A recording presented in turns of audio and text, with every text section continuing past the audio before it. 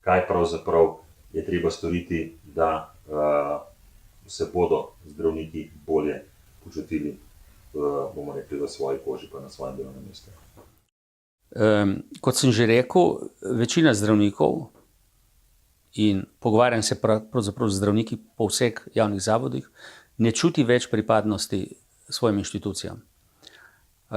Razlog je to, da jih te inštitucije ne obravnavajo več kot nosilce, odgovorne nosilce zdravstvene dejavnosti.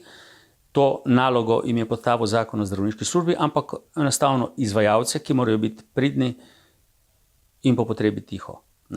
Zdravniki se bodo dobro počutili v zdravstvenih inštitucijah in ne bodo bežali iz javnega sektorja, po domače povedano, ko bodo primerno plačani in takrat, ko bodo imeli vpliv na funkcioniranje tako zdravstvenih zavodov, kjer delajo, in zdravniške organizacije na vpliv na zdravstveno politiko.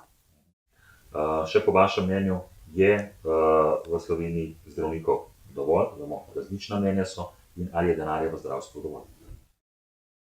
Mislim, da ni različnih mnenj o tem, da v Sloveniji zdravnikov ni dovolj, ker smo na repu po številu zdravnikov na 1000 prebivalcev. Je pa res, da je različno število zdravnikov primanjkuje na različnih deloviščih, torej v različnih zavodih in na različnih delovnih mestih.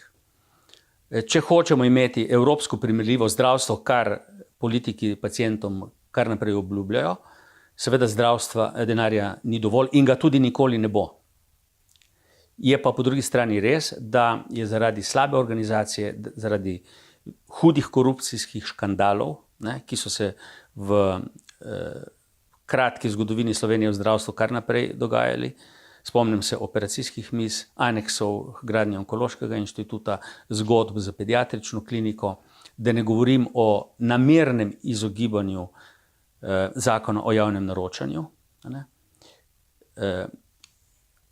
Tu se da veliko denarja obdržati v javnem zdravstvenem sistemu, ga pa vseeno ne bo zadosti.